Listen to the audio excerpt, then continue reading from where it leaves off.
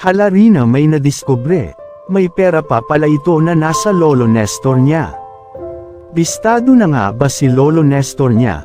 Ito ay pahayag ni Rina mismo at dahil nga siya ay magaling na, ay naalala na lahat ng mga nangyari sa kanya. Pero bago ko umpisahan, ay isa munang pagbati sa lahat ng mga viewers at supporters na nakasuporta at nakasubaybay sa aking YouTube channel.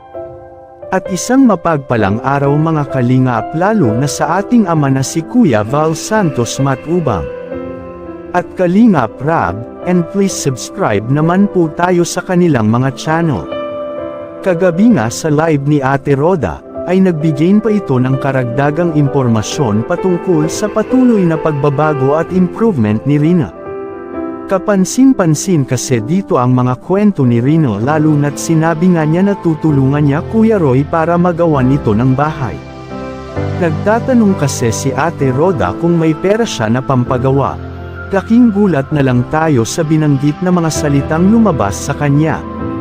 May pera pala si sa Lolo Nestor niya, ito daw kasi ay bigay ng sponsor para sa kanya. Naging matunag naman ito at given na kasi na may sponsor si Rina. Ibang sponsor kasi ito dahil kay Lolo Nestor nila ito binigay. Nagkaroon tuloy ng haka-haka na baka wala na nga ang pera ni Rina at nabili na ng mga gastusin sa bahay ni Lolo Nestor niya. Tanong tuloy ng marami bakit ito nagastos ni Lolo kay Rina naman itong pera. Hinahanap na kasi ito ni Rina, at nagpapakita at nagpapahiwatig lang ito na magaling na talaga siya. Paano na lang kung nagastos na nga ang pera ni Rina? Pero kung nagastos man at sa mabuting paraan ito nagamit ay okay lang. Pero kung pinambili lang ito ng alak o sa pansariling kapakanan lang ni Lolo Nestor, ay hindi ito maganda. Bagay na kung hahanapin man ito ni Rina, ay magagalit talaga mismo ang nagbibigay nito para kay Rina. Paano na lang kung uuwi si Rina at hanapin niya yun?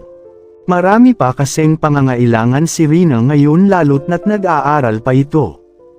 At paano na lang kung pag-uwi niya ay wala na siyang makuhang pera na panggastos niya? Hindi kaya haantong sa na-stress na naman siya? Kilala na kasi ni Rina ang mga kasama niya sa bahay sa Dolnak. Andito daw ang pinaka-ayaw niya na si Dagol, na bunsong anak ni Lolo Nestor.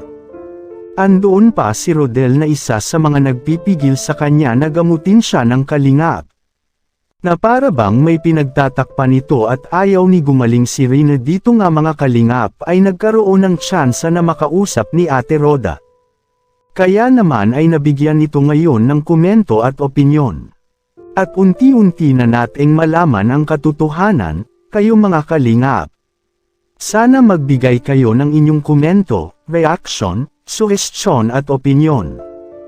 Para malaman namin ang inyong saloobin at damdamin, at para maiparating natin sa Kalingap Team, at magawa ng aksyon at mabigyan agad ng agarang solusyon, bago ko po tapusin, ay isang mapagpalang araw mga kalingap lalo na sa ating ama na si Kuya Val Santos Matubang, Ate Edna Vlogs, Kalingap Rab.